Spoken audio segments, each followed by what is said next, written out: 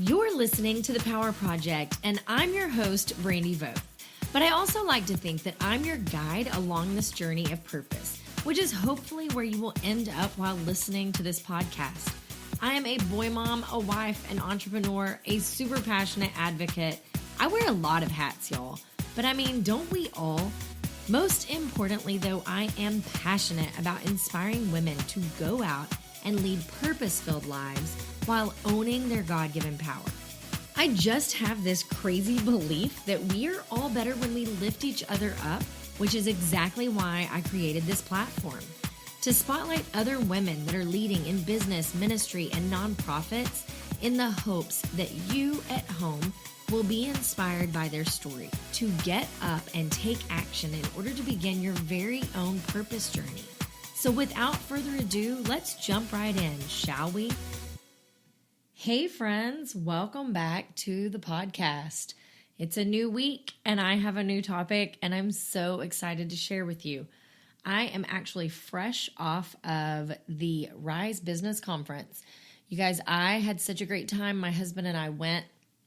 I was really excited about going, and he was hesitant to say the least. He really wasn't sure what he was getting himself into, and he knows that I personally am a huge personal development junkie. I'm a business junkie. I am a coaching junkie, a training. I love learning. I'm a student of life. Any of you that have been around for any time with me know that I love to learn and I love to share that wisdom with others.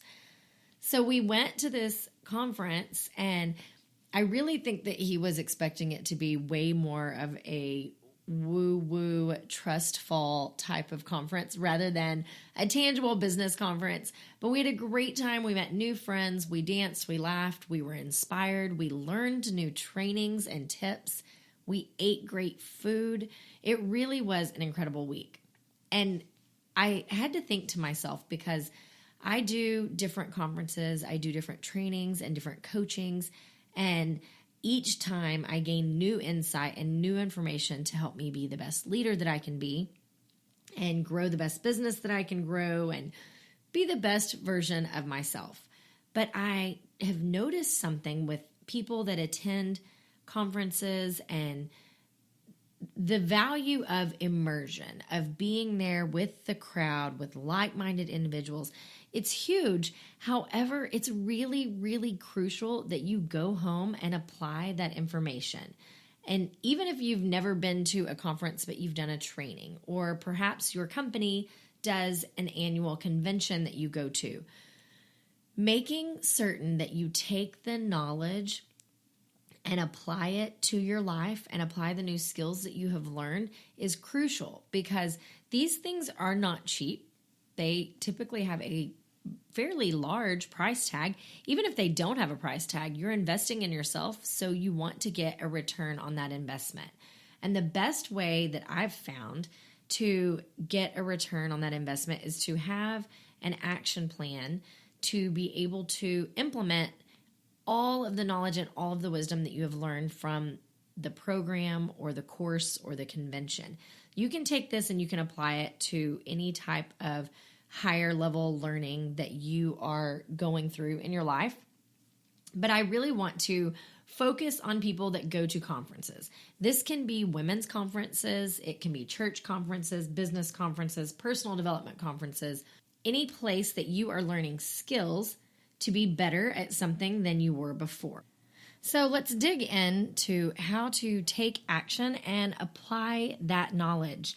For starters, if you were at a conference or a convention, some type of event where you are learning, you should have been intentionally networking.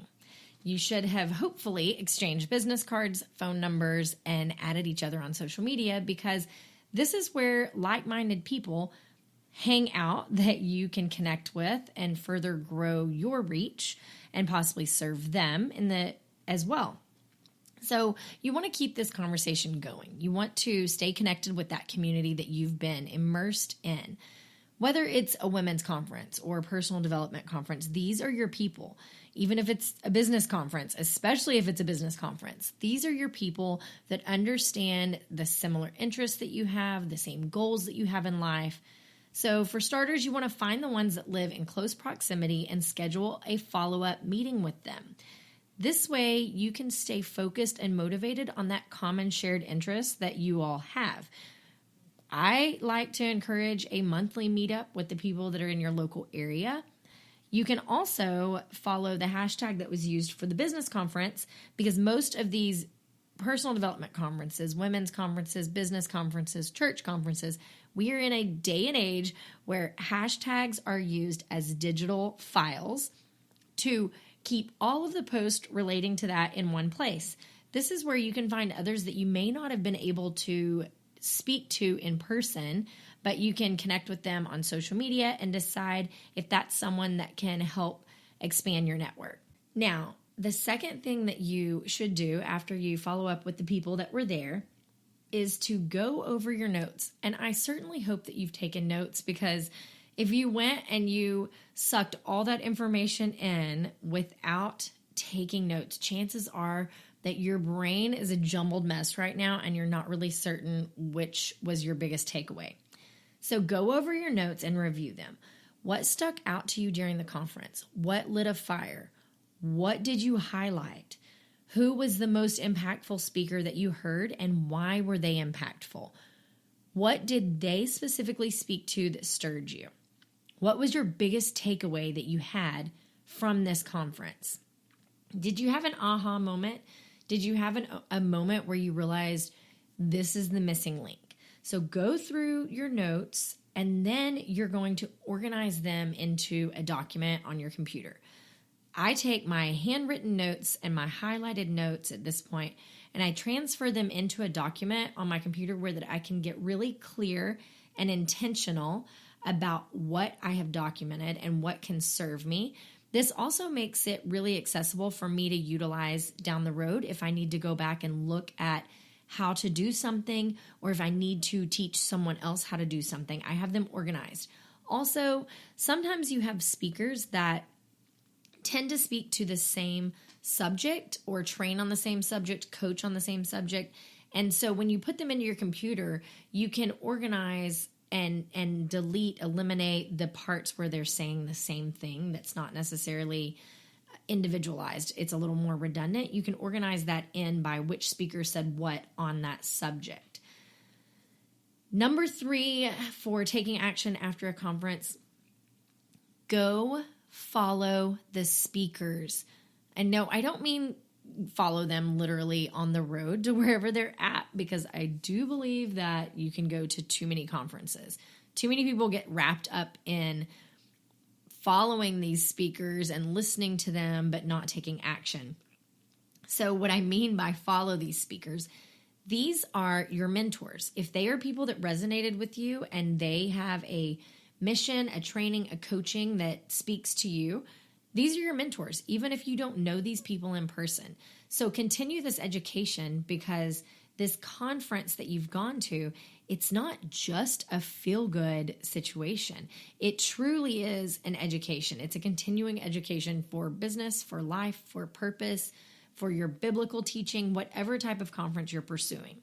So find those speakers on social media and follow them, because if you responded to what they had to say at the conference, you're most likely going to respond to what they have to say after the conference. If they have a podcast, go subscribe to that podcast immediately so that you can have a weekly inspiration from this speaker in your life to keep this whole energy going that you have just encountered. And if they have a podcast, do them a favor, go rate that podcast, write a review, and share that podcast with your friends, because these speakers are creating that podcast for you for free. Buy their books. If they have books available, buy the books and do a deep dive, because most speakers have a highlighted speech that they present at these conferences. But if you get their book, it is full of so many more details that are going to apply really tactically to what it is that they've trained you, taught you, inspired you to do. Now, number 4 is going to be, what is the number one thing that you realized you weren't doing, but you should be? I know that every conference, every training, every coaching, every convention I've been at, there has been that one moment where I realize this is what I'm not doing. This is my roadblock. So think about this. Why is that one thing relevant to you? How will that one thing greatly improve your success on whatever journey you're on if you begin doing it? So for starters, maybe you realize that your problem is a mental block that is getting in the way of your success. Maybe you are applying everything else that you know to do, but you're just not believing in yourself. This means you need to work on mindset. So go right there first off. Go there before you do any of the other action items that you have learned at this event, because until your mindset is correct, none of the rest of it is going to fall into place. Do the deep dive there. Lean into every single area that you need in order to develop that mindset that it takes to achieve your goals, or to become deeper in your walk with God, or to become more obedient or more faithful or more purpose-driven. Whatever it is, commit to getting a growth mindset. If this means that you need to surround yourself with others with like minds, then do that. If it means you need to read all of the books, do that. Listen to all of the podcasts. Possibly you need to create your morning routine where you start with devotion and gratitude and goal setting. Whatever it takes, if that is your takeaway that you realize that you don't have or you're lacking, go all in on that first and foremost. Maybe you realized that you have a problem with time management and you have all the ideas and your brain's bouncing around, but you are not good at focusing and really managing your time to be the most intentional and the most successful. So at this point, focus on your schedule. Make that your first priority. Time block your days, organize your days, come up with a plan. Perhaps you are at a health conference and you have been struggling to get in shape, to get fit, to eat a healthy diet. At this point, start with, rather than saying and getting overwhelmed with the fact that you don't work out, you haven't worked out in years, or you don't eat healthy, start with the one thing you can do at that moment. Can you go walk around the block at that moment? Can you commit to eliminating one thing from your diet that day? Can you commit to portion control? So start with the one thing you realize at the conference that you're lacking in, and go focus on that area first and foremost. And then I want you to decide, what is the most proactive step that is going to deliver the most positive results to get you to where you want to be? Now, in this sense, I'm speaking a little more so to the business side of it, but also we can talk about action plans in other areas.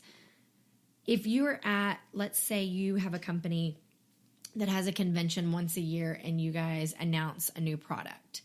So this product should be your first issue of business, because you've learned new marketing skills, new sales techniques, new networking techniques, but those things don't immediately generate income. That product, that course, whatever it is that is being announced there at that event that can generate income, should be your first priority, because that's a quick win.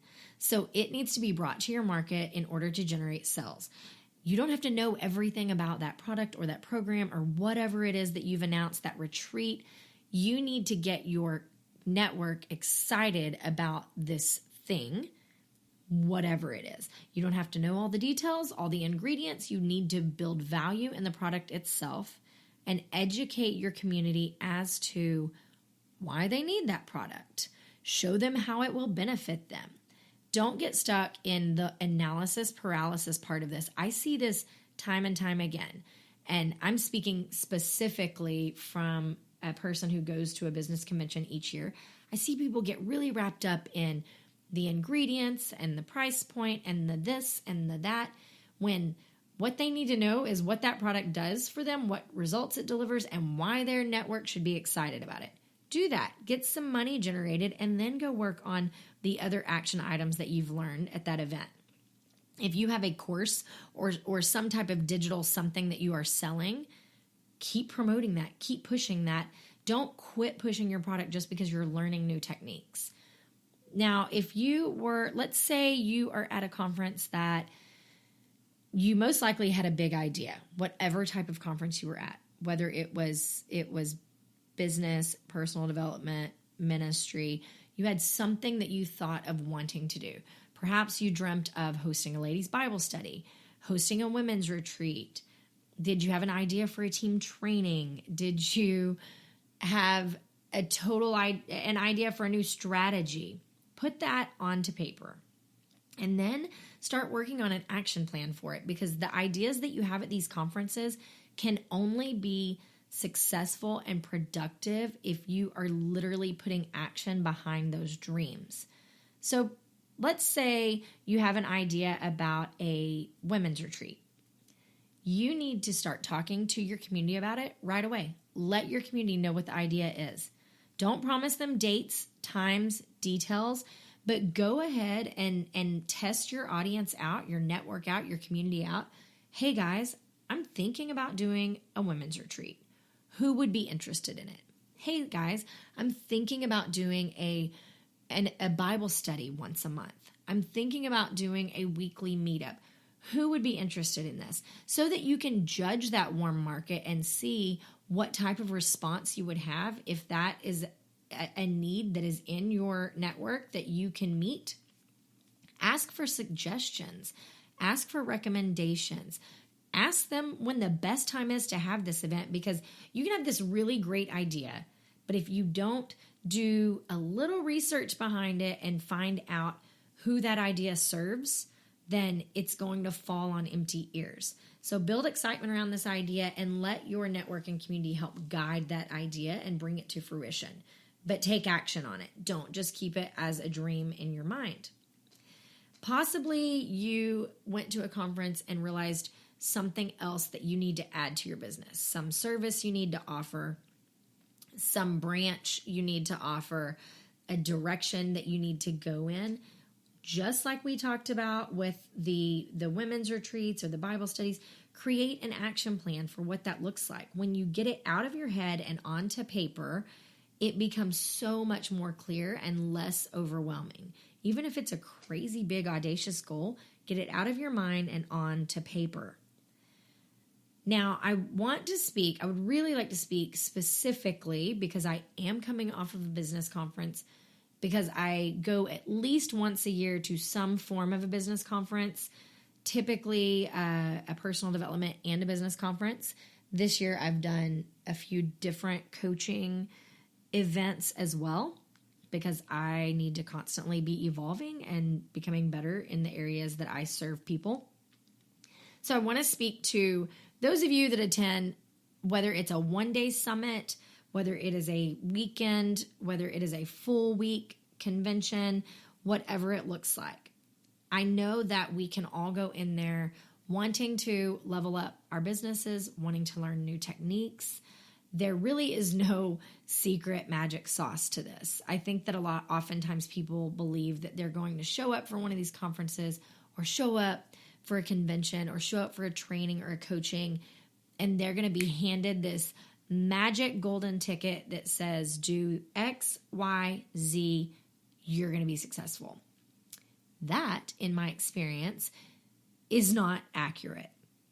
And sometimes it feels like you are completely overwhelmed, like you're drinking from a fire hose. I see people even in the business I'm in, I see people in other businesses that it's so much fun and it's so exhilarating when you're there within the group and everyone is pumped up and everyone is energized and everyone has all of these new resources and these new tools and tips at their fingertips. And then they go home and they don't know what they're supposed to do because they just learned something completely different than they ever knew before. You can take my husband, for instance. This episode brought to you and funded by Powerful Beauty. Are you thinking right now that you've heard enough and you are ready to start your own purpose-filled business? Well, then I think you should head over to the-powerproject.com/powerful business. Watch my video, read my story, and then book a discovery call where we can chat about how you too can be running your very own business full of purpose. That's the-powerproject.com/powerful business. We were at this conference and he's attended a lot of business conferences in his day, but it's been a very long time since he's been to a business conference. So this was the first one that he was at where they were talking about social media and email marketing and all of the different platforms. And it really blew his mind at how far marketing and sales has shifted with all of the free platforms that are out there. So I get it. You've been given all of this information. You write furiously. You take all the notes. You're so excited for the future. You go home, you have all your new ideas, and then you sit down and you flip through your notes and you think, okay, I have to build an email list. Great. I have to create a landing page to build my email list. I have to create a giveaway for my landing page. I have to use Canva for the giveaway. Then I have to download Canva to do that. But now I'm going to have to learn how to use Canva and how to resize the pictures. Oh, wait. Now I need to learn how to take good quality pictures with great lighting for Instagram and post over there at least once a day. Speaking of that, I need to update my bio with new Linktree information. Oh, and I need to start writing articles on LinkedIn. But I've got to have a podcast first so that I have content to point people to, which actually reminds me that I don't even know how to record a podcast. And so I need to order one of those microphone things which plugs into my phone. And I should learn YouTube so that I can create some coaching videos to build out my following and eventually have an online course. Does this sound familiar? I've been there. I get it. I understand. Like social media and free marketing online is like the Wild West. It is ever evolving. There is always a new platform. There's always a new market. There's always a new strategy. And it is all really, really important to business. Every single one of those pieces of the puzzle are a vital part to the big picture. However, if you are a mighty team of one, like I myself am with my part-time assistant who goes to college and is typically too cool for me, I can personally tell you that you do not have to do all the things at once. Actually, it's impossible to do all the things at once. You need to break it up into a plan, and you need to go back to that when we talked about what is going to deliver the most desired results the quickest. This is going to look different for everyone's business. Everyone is going to have a different area that they need to focus on, a different area that they excel in. So I'm just going to break it down for you into a 12-week process. 12 weeks, that is correct, because I like to work on a 90-week plan. And I just find that you really can accomplish or launch anything in a 12-week time period. That's the goal that I've been giving myself for a long time, even before I found the last 90-day challenge. But it does really help to break it from 12 weeks into 3 months, into 1 week, into daily. It just helps me personally. And my hope is that I can share this with you to help you take action, because you guys, the most important part is that you actually take action and implement what you have learned. So let's work on one goal at a time. Week 1, you should know your brand at this point. If you're at a business conference that you've paid a lot of money for, you probably know your brand. It's okay if you don't. We all started from ground floor straight up. So you can as well. So if you don't know your brand, this is going to be the time that you really need to lean into it. You need to decide who you are, who you want to represent, what you want to represent with your brand, who you want to reach, who you want to speak to, because your brand truly 100% is about the audience that you are speaking to, the targeted network and community that you are building. What do you want to be known for? This is not the time to pick out your color scheme or your logo. You can actually refer to podcast episode number 49, Branding with Brandy, where I talk about what a brand is not. I've also included a branding bootcamp guide on the blog, or you can get it directly from the show notes to help guide you through setting up your brand, really digging into who you are as a brand, who your company is, who your business is, what you want to represent, what culture you want to present. Now, in week 2, I personally think this is the easiest part of your action plan. This is going to be the quickest, easiest way to get people invested in your mission, and that is to push out quality content on social media. I don't mean quality by perfectly worded. I don't mean quality by perfectly pictured and perfectly highlighted. I mean content that serves your audience. And schedule those posts for the next 30 days. I've given you a week. I gave you a whole week to do this. Sit down and decide, go back to those 5 topics that represent you and your brand, and figure out whatever it is that you serve your audience, however you can help someone around you. If you can make recommendations, if you can make tips, if you can educate them, entertain them, come up with 30 days of social media posts and schedule them. You can use Planoly to schedule it out. I know a lot of people use Planoly to make it all look really pretty. I personally just like being able to schedule it out. You can schedule on Facebook as well, and you can go ahead and get your content going so that you can start to bring people into your mission.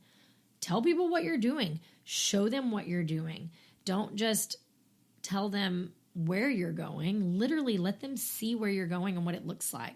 So for instance, I'm working on a new social enterprise. So I have some things coming out that are going to be talking to what I'm doing, what steps I'm taking to launch this. So schedule out your social media post for the next 30 days. You have week 2 to do that. In week 3, build your website if necessary. Some of you, I assume, do not have a need for a website, but if you do, this is the week to do it. I use Weebly for my personal website. I like the templates. It's very user-friendly. I feel like it's affordable. I do pay for it, but it is a business expense. I am a business owner, and almost any type of business that you needs your own website because you own that website. You're not hoping that someone else is showing your content. So I use Weebly. I also appreciate the built-in options and the upgrades that are available there to different packages. So it's easy to utilize and incorporate e-commerce, to have a storefront there. It has built-in email marketing that you can utilize. Really user-friendly and not difficult to work with. So take week 3 to do that. The first website that I built, I literally knew nothing before I built the website. I did it within 2 days. And then you can go in and edit and tweak as necessary. Have your friends look at it.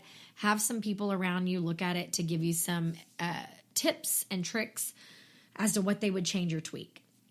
Now, week 4 is going to be email.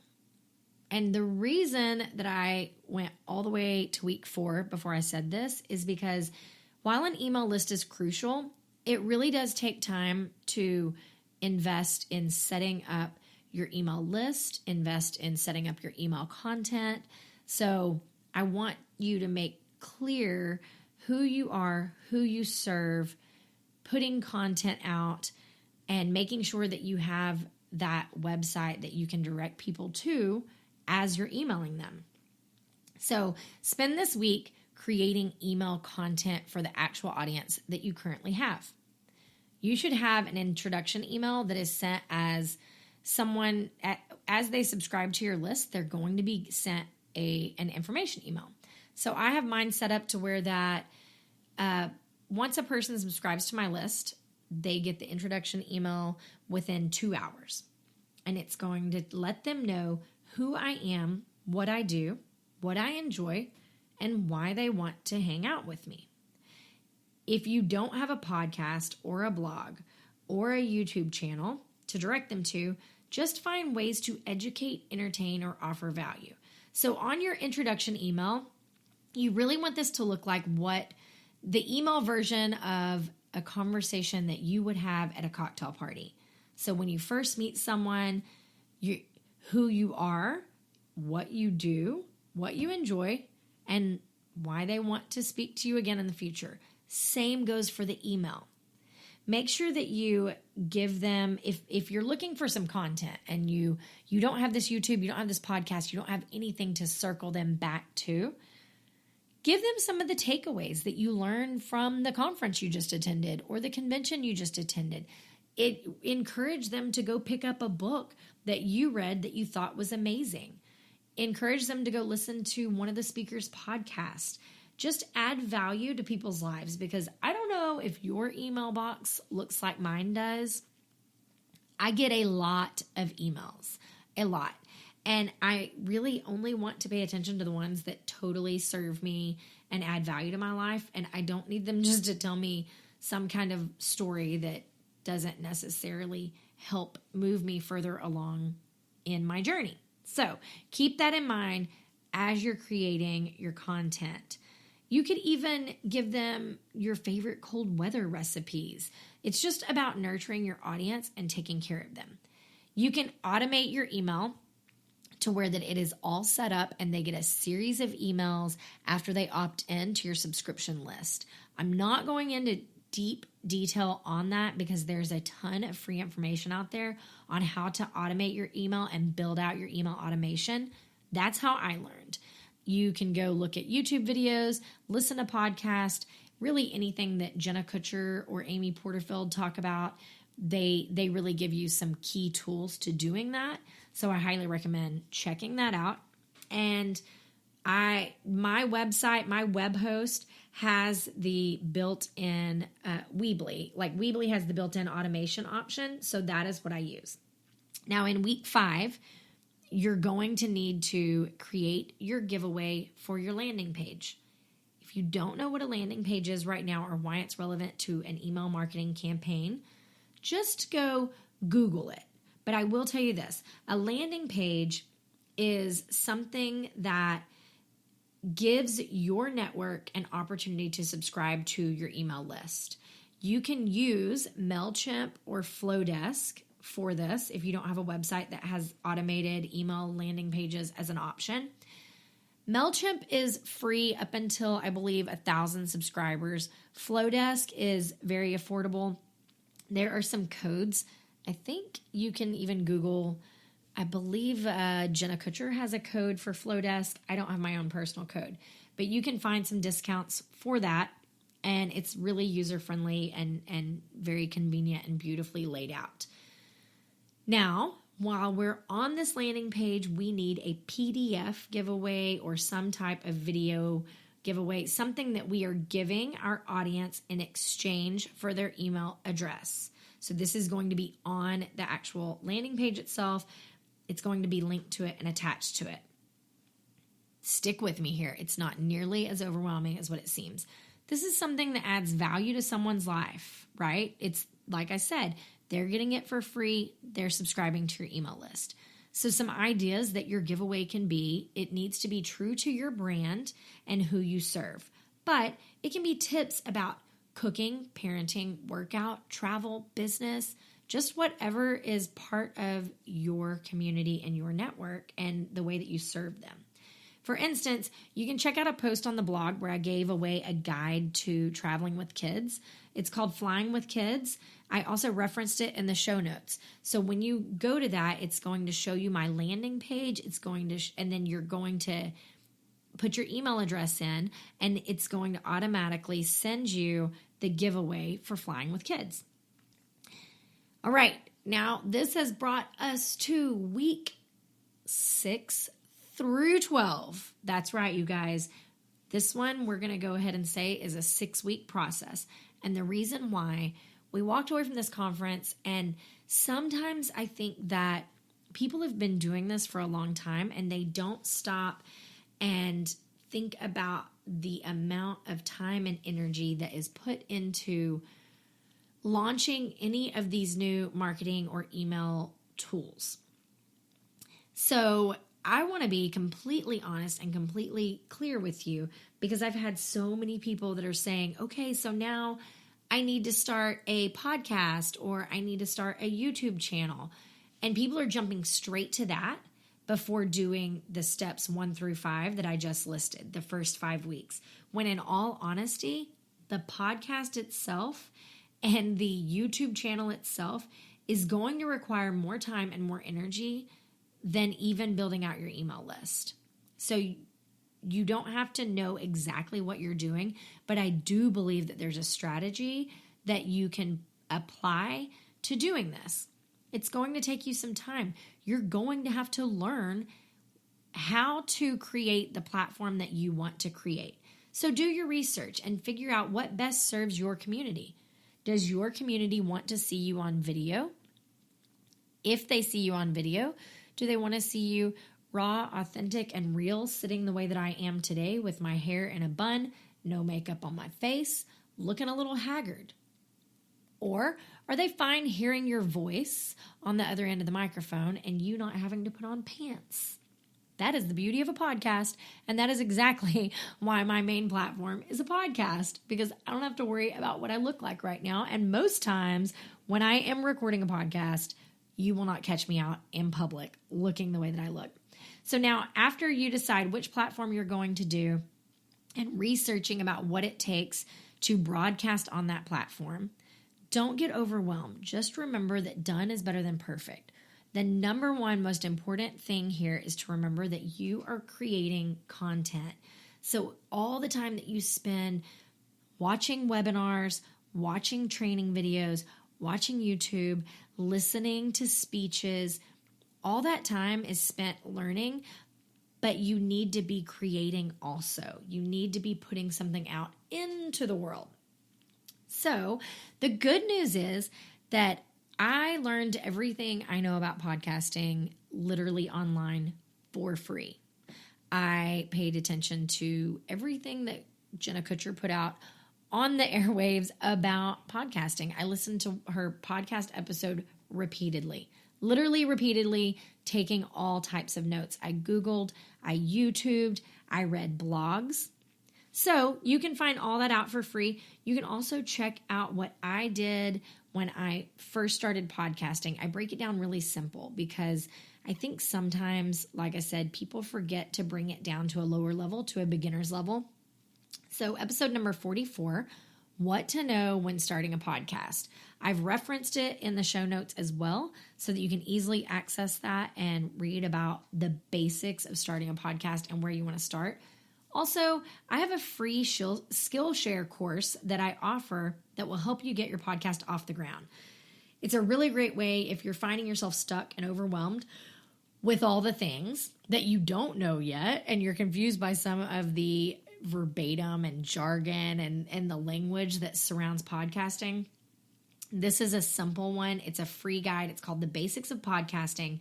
I've got that over on Skillshare, and I've referenced it in the show notes. You can also search Brandy Voth, The Basics of Podcasting within Skillshare, and you're going to get that 2 months for free. If you're not familiar with Skillshare, it's a great platform where you can learn all sorts of things right at your fingertips.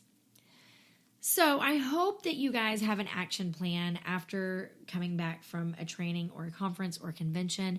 I hope that this helps you to take action. I just really want you to remember the most important thing is that you start right here, right now. I hear people constantly ask, where do I start? You start right here, right now. Put one foot in front of the other and commit to week 1 of a 6-week plan. Don't get overwhelmed. Break it down into bite-sized pieces and don't choke on all the information. I hope that this was helpful, you guys. I hope that you enjoyed what you heard today. It is always my goal that I give you the tools to be able to take action in your life and follow your own purpose journey. As always, if you did enjoy what you heard today, can I ask a huge favor?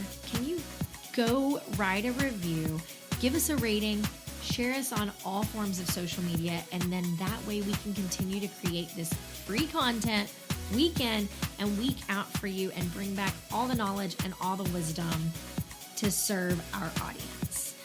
I can't wait to chat with you next week, but until then, go out and live your best purpose-filled lives.